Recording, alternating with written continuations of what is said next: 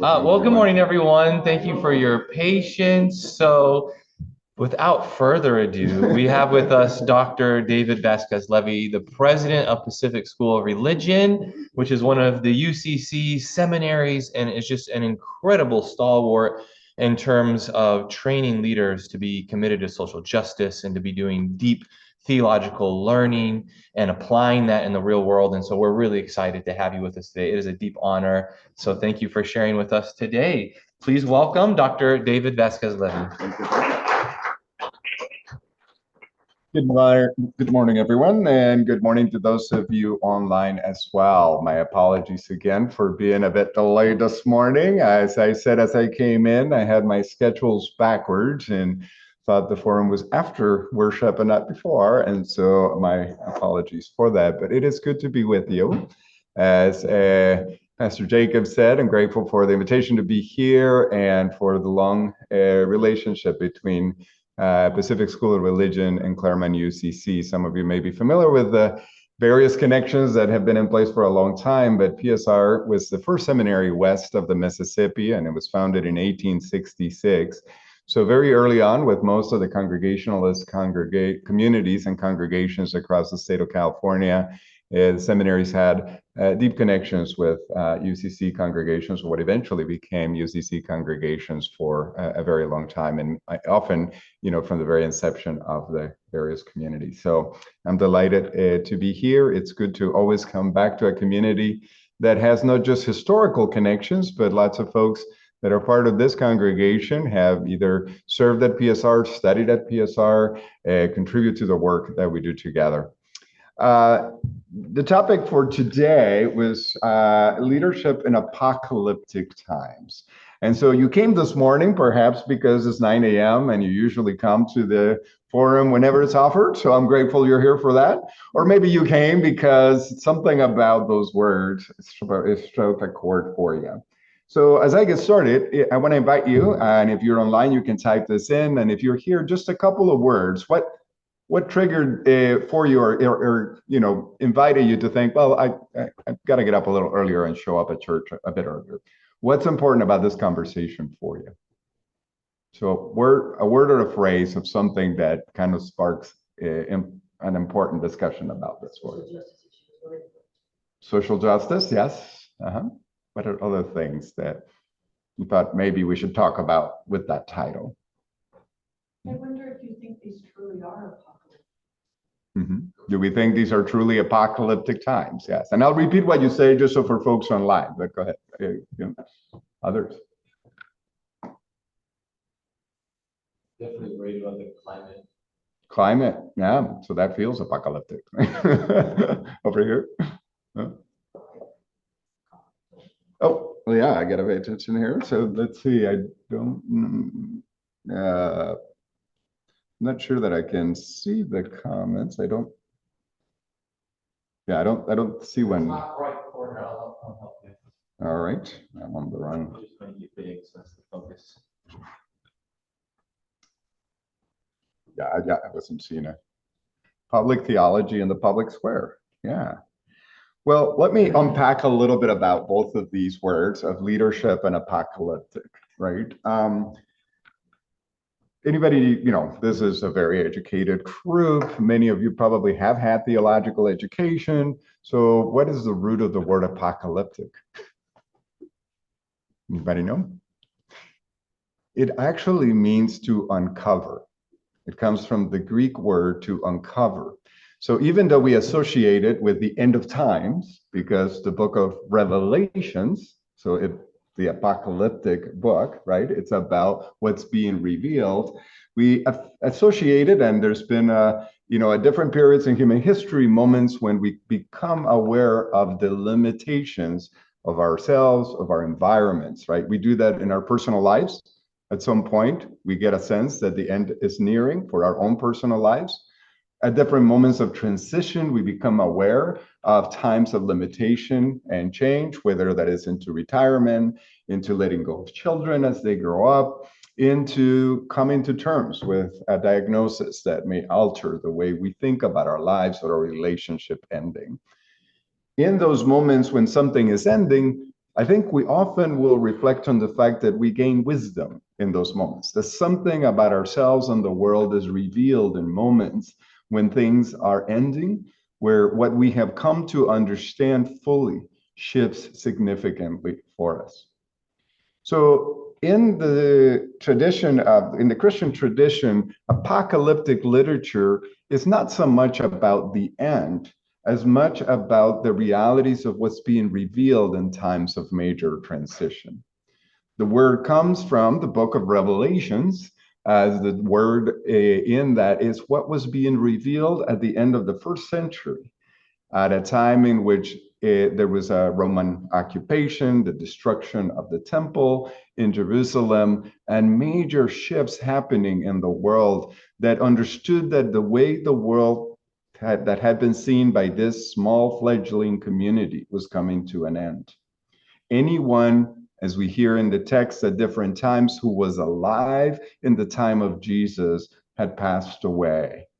And so this now was like, what was that all about? How do we understand what happened?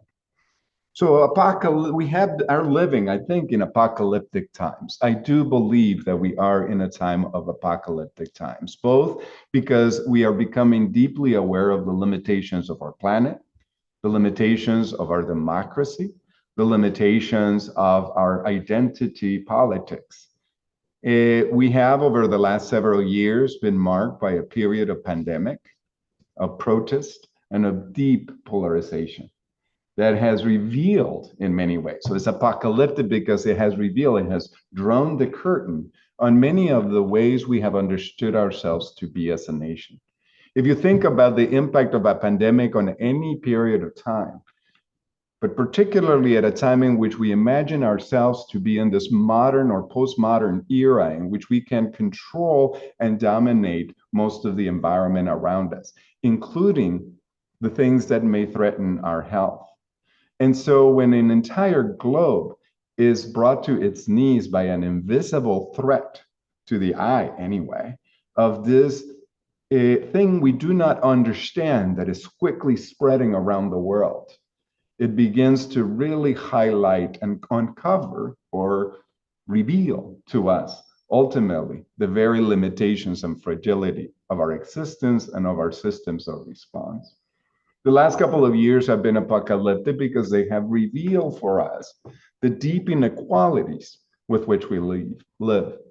The pandemic forced us to be stuck in our houses, perhaps having a little more time to reflect and way too much time to watch videos, but to come to understand how deeply divided we are as a society and how unequal our society is.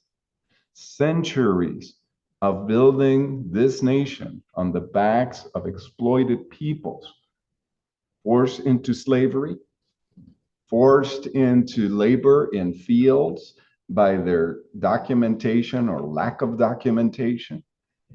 Those things became very aware for us in the people we began to call essential workers, in the reckoning we thought we would enter as a people following the death of George Floyd and many other things that called on us to evaluate, to reimagine our world. So apocalyptic times are a recognition that things have a limit and an end. It's just that we become more aware of those limits and those ends. And the word leadership then comes in to figure out, what do we do at that moment? How should we respond to our awakening or our growing awareness of the limitations of ourselves, of our environments, of our societies? How should we lead in times of such duress and such awareness? I think most of us would agree that we did not or have not led in ways that rose to the reality and opportunity that the pandemic, the racial reckoning, and many of the other things that have been pressed upon us have, that our leadership has faltered in this time. And so the question is, what kind of leadership should we, as faith communities in particular, exercise, not just at the national level about who might be elected? I'll say a few things about that when we later in worship as well. but really about our own practices in our communities of faith. Given the particular place where I feel called to live, the space in which I feel called to exercise my own leadership, I pay attention to the formation of leaders for the church and the society, and to spend quite a bit of time over the last, I've been in higher education 25 years of my life, to pay attention to how we raise leaders for the community and what should those leaders, how should we be preparing those leaders? What are the things that matter, whether they're exercising their leadership from the pulpit or from the steps of the civic, the city center, or exercising it at the table of a boardroom? How should leadership be framed? So I'll say something brief and then invite our conversations around that, because I think out of your questions and conversation, we'll shape our discussion better. When students begin their time at Pacific School of Religion and orientation, I usually will meet with students and I'll tell them that I commit that our education will do three things for them. You know, I'm Trinitarian in many ways, so everything comes in threes. That we will blow their mind, that we will embolden their heart, and that we will strengthen their hands. So the kind of leadership that we have come to determine is necessary involves all of those three things. To blow your mind. Theological education should be about thinking in a much larger whole. What we need in leadership is the ability to think about the things we care deeply about in a much bigger framework. That's what religious communities at their best, and they're not always at their best, is to focus on the big picture. What are the large frameworks that inform how we think about the world? So if you think about an issue like the environment or challenges around racism or housing, there are different levels of change that we can try to enact in all of those, and we need leadership at all of them, right? We need direct service. We have to be able to house people who are unhoused. That is a necessary step on the way to change, and we need leadership there. When people begin to exercise leadership and direct action, they recognize that it is better done when we do, some kind of scale direct action. So folks might move into the leadership of organizations. So not just what I do individually or as a community, but to organize in some way to respond. So the first level of change is direct service. The next one is going to be scale direct service. At some point, we recognize that the challenges we're facing are formed by specific policies. And so many of us feel that we need to exercise our leadership in advocacy and get involved in politics and policy in order to change the circumstances that we are seeing. In an apocalyptic time, though, I think we need to go even further up that food chain, if you will, and think about the frameworks that inform the policies that lead to the way we live. We are wrestling with our policies around the environment, but part of the challenge is that we have not yet wrestled with the frameworks that inform those policies.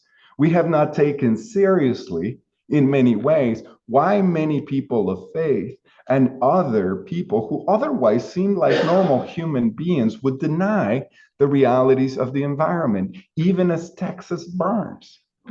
So that means there is something in the frameworks of how those individuals view the world and how we articulate the frameworks we believe in that is not connecting to help to transform the expectations about how we relate to the world.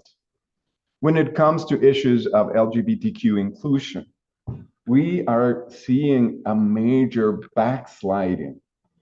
The number of legislations being introduced against trans people in the United States has gone over 800 in terms of state legislations that have been introduced across the country.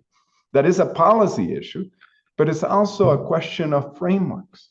If we do not make a religious case for inclusion that is compelling and strong, we will not be able to rise to this particular moment. What I mean by that is that we have made progress in politics, we've made progress in legislation, but we continue to lose the battle for a cultural understanding of inclusion. in part because many of us who are progressives cannot find a way to articulate this in religious terms.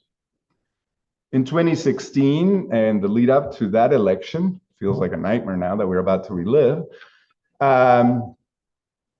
every single major candidate for the Democratic Party attended worship regularly somewhere. Probably with the exception of Bernie, who I don't know how active he is in his own faith community as a Jew. But the one holding the Bible is Trump.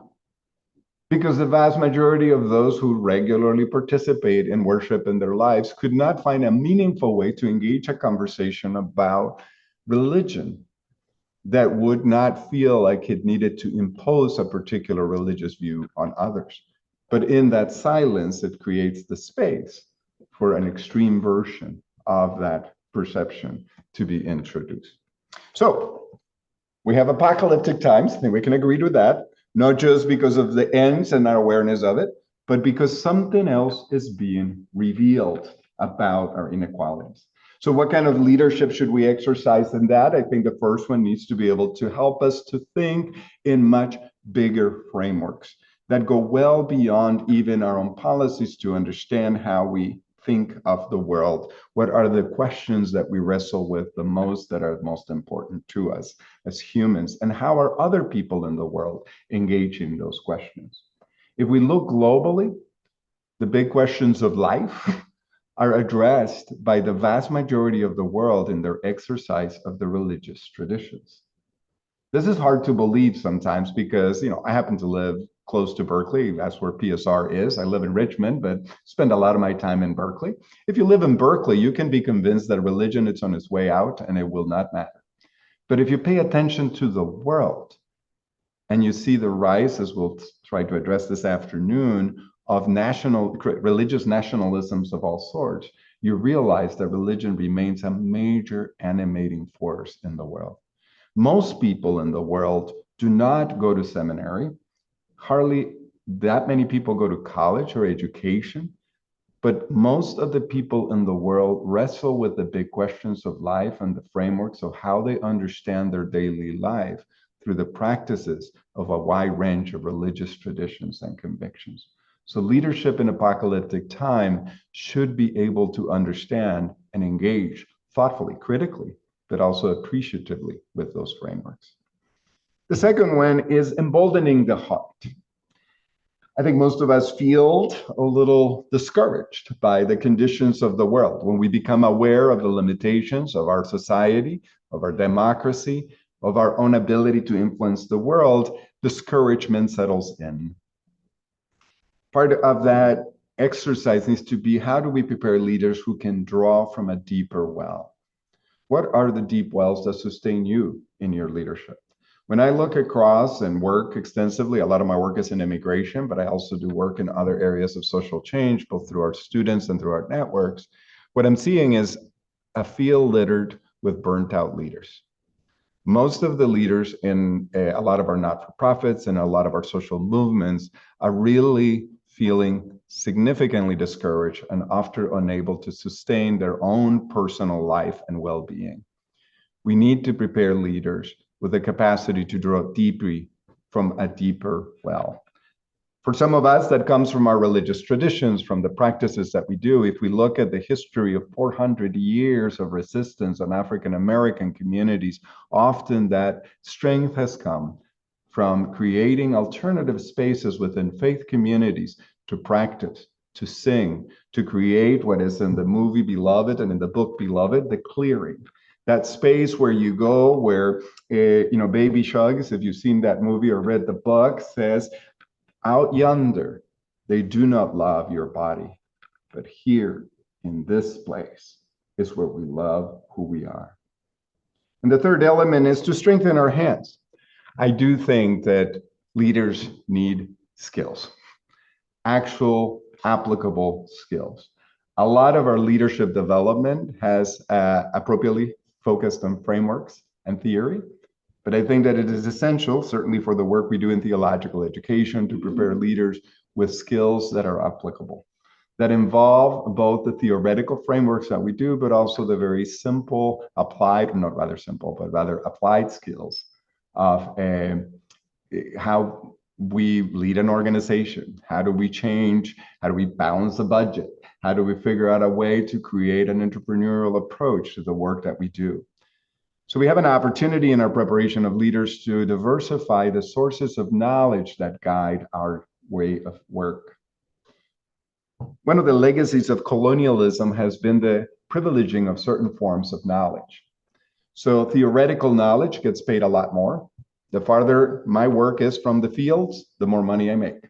It's a very clear hierarchy that the more time I spend thinking and less time I spend on the dirt, the more money I will make. So part of what we need to do in our preparation of leadership is to recognize the various forms of knowledge that we have. Privileging certain forms of knowledge against others has really undermined a lot of our educational preparation for leaders. And I think that what we need in this apocalyptic times is to relearn from communities and from others about various forms of knowledge and leadership from experience and from practice. So those are some framing thoughts. I want to be mindful of our time and invite some conversation. So welcome your thoughts, comments.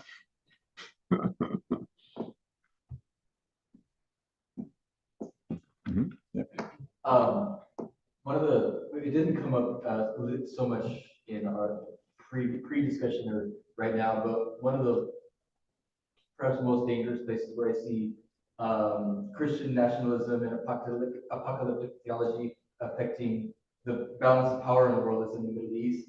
I mean, obviously the focus right now is on Gaza, but if anything were to happen to that temple, you know, the Haram Sharif, then, you know, it could, especially with nuclear armed powers in the region and us, it's just very, very frightening. And I see it's even more like it's filtered into pop culture more so than anything coming from the pulpit. But it's very present, you know, in the online discussion. Oh, like this is end times, and this is why this is going on. So that's very frightening. And I feel like at some point ecumenicalism was kind of like a generally accepted approach to having an interfaith dialogue. And I'm curious if you think it's still a valid approach, or as somebody, you know, is kind of like higher levels of you know, engagement in leadership. You know, where's the leadership, or for maybe even trying to use ecumenicalism again, because it seems like so many of these churches are just not willing to engage at all. Yeah. I'll spend a bit more time on this afternoon, so I'll be brief here, because I do think you're right. I think that a lot of the tribalism, whether it's religious or national or in other ways, is part of what's affecting us, right? When the Berlin Wall fell in 1989, there were 17 walls around the world that divided nation states. Today, there are nearly 93 walls that divide nation states. The Israel-Palestine wall is one of those. But we have developed massive walls. We have spent a lot of time discussing what we should do with our southern border wall. We are discussing seriously this imageries. Again, if you think about the images, is that anything that crosses a boundary is a threat. So I'm going to simply to say that, yes, we need to be able to queer the binaries and the boundaries of the things we live with. We need to understand and learn from all of the queer theory we have been developing, all of the mestizaje and knowledge that communities that have hybrid identities have understood, that this purity idea of a particular nation, a religious tradition, is a threat to the reality of the world, and it creates this sense that of us versus them. The difficulty is how to create a bonded community without exclusion. You know, people who leave religious traditions that are more conservative, we have a lot of those at PSR as students. They are leaving very conservative religious traditions because as their own understanding of themselves around their sexuality or their commitments of the world, they feel that they no longer can feel comfortable in those spaces. But as they enter more progressive spaces, what they long for is any sense of bonding and connection and practice that brings people together. So I think a lot of our work needs of ecumenism. That's been one of the ways the church has done this over time, is to find ways to talk across difference with people who actually disagree with us.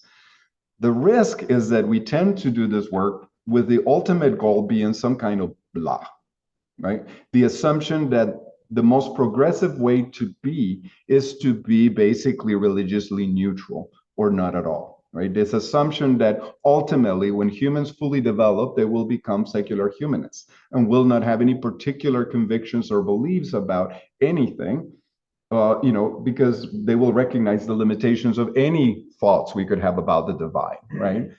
The danger with that, then it again obliterates any kind of identity, any kind of particularity to how we live.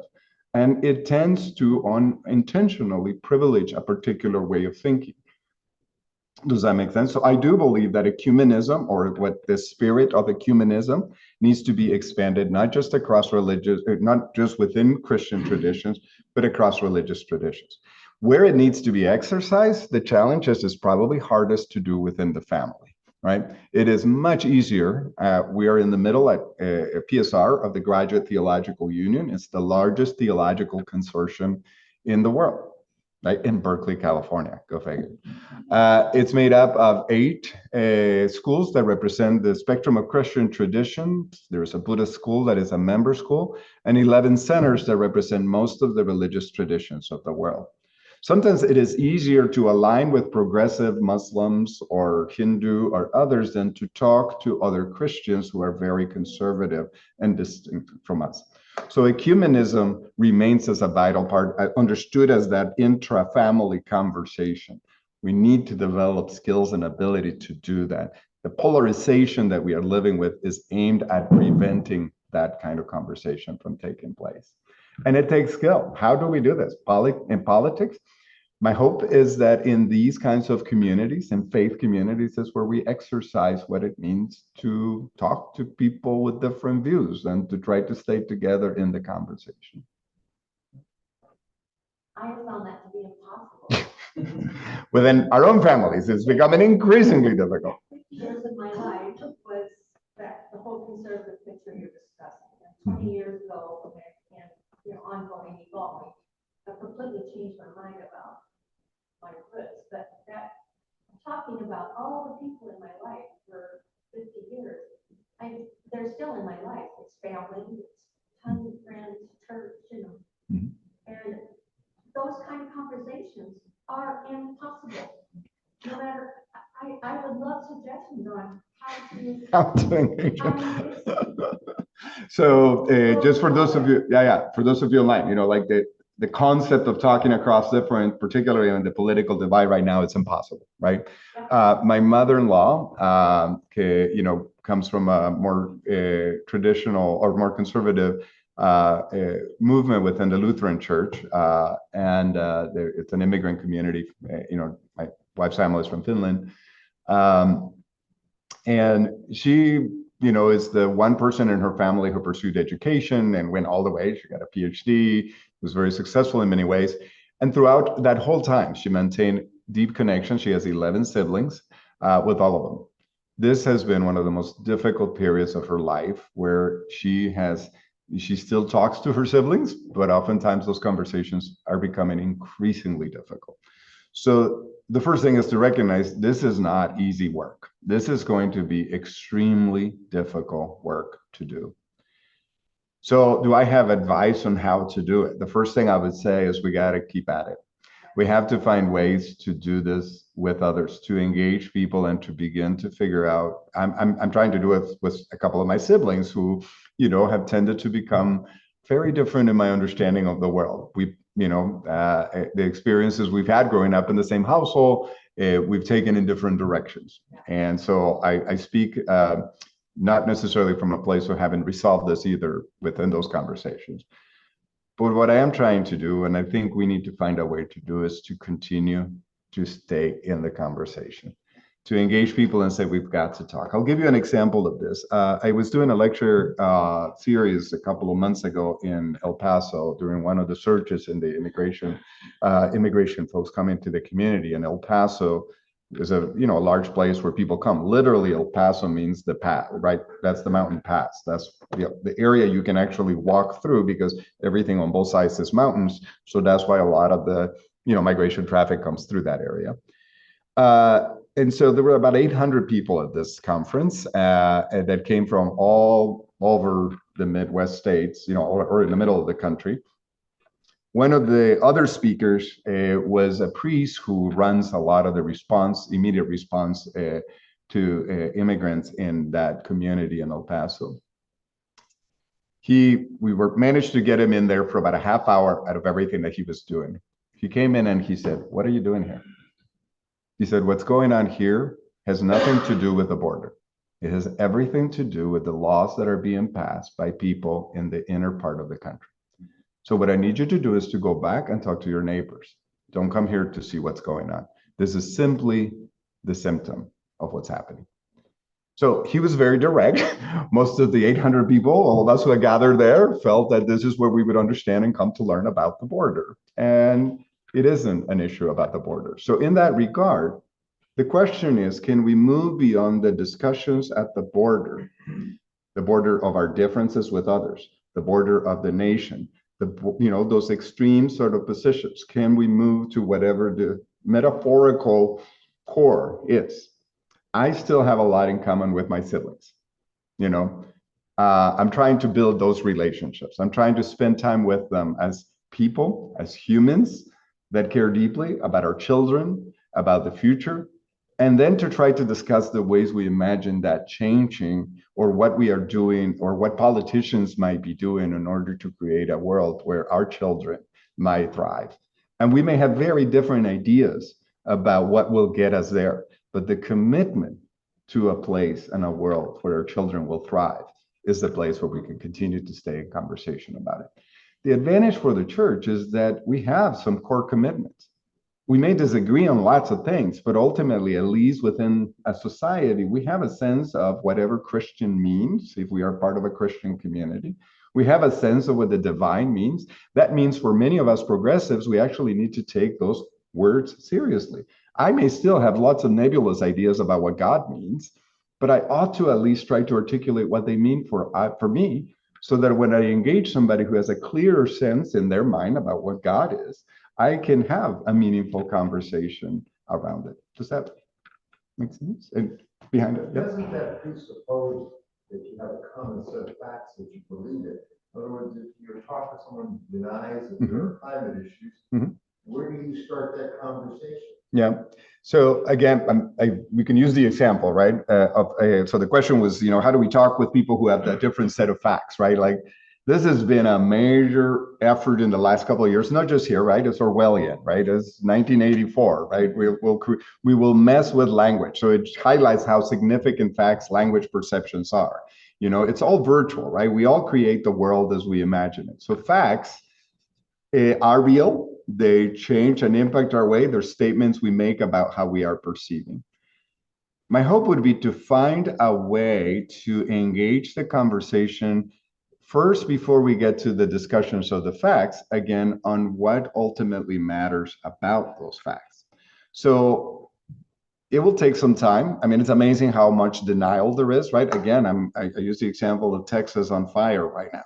That is about as conservative an area as it gets, that is dealing this is not just San Francisco with the red sun a couple years ago. This is in the very heartland and the direct impact that environmental change is having.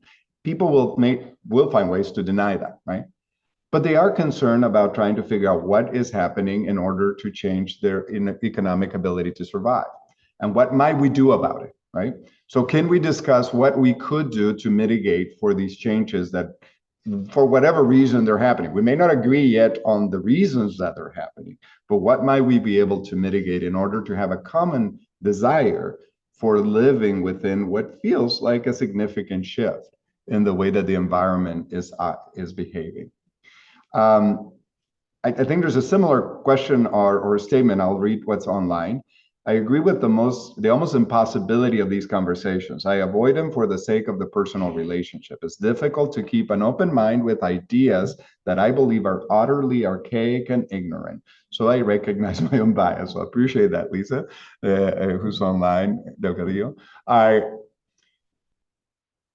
think examining our own sense of where is my body? When I do pastoral care, when I went through my own training for pastoral care, one of the things we were asked to do is to do a body scan whenever you enter a room and you're sitting with somebody that you're in a counseling relationship with, right? This was on a hospital setting.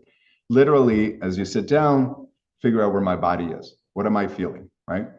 And to be able to be aware of what's happening to my emotions so that I can engage. What people are looking for is to be heard and understood.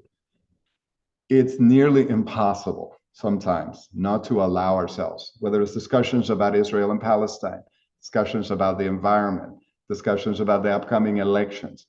It is almost impossible not to feel our bile rising, our body reacting. In part is because we feel threatened by what people are doing, either by their inaction and what it could mean for the future, or what it means in current action against the things we care deeply about. So in many religious traditions, there is practices that invite us to detach. That's a crazy idea. How do I detach, right, from the things that I care so deeply about?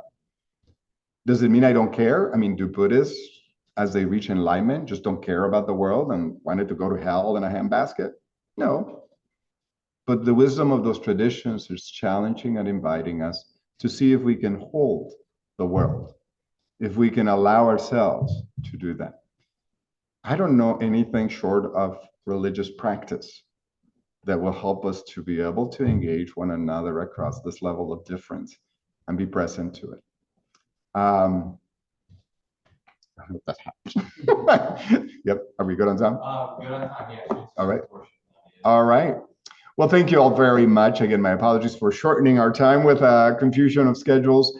I appreciate your attention today. Look forward to further conversations.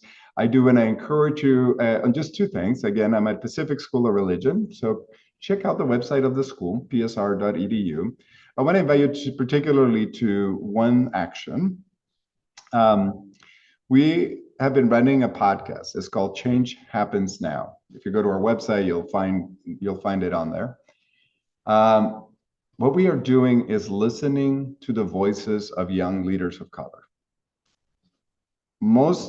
How are they wrestling with the questions of the world? Not because they're the only ones who have wisdom or engagement, but because it is critically important that we listen across difference and that we listen to people whose daily experience is in the midst of a lot of the things that are challenging our society. That's been a place for my own spiritual practice to listen to these voices and conversations. They're not all young, some of them are older, but we've been trying to find a way to hear and to listen to one another as a place of practice, that we can hear how we think and wrestle with these questions of leadership, of change, and of society, in part to develop a sense of hope. What you'll hear me talk about in the sermon in just a minute is that is an essential need for our social movements, particularly progressive ones. If we do not have a sense of hope, it will be very difficult. It will be very difficult to convince people of the reality of the world if all we offer them is a chaotic future.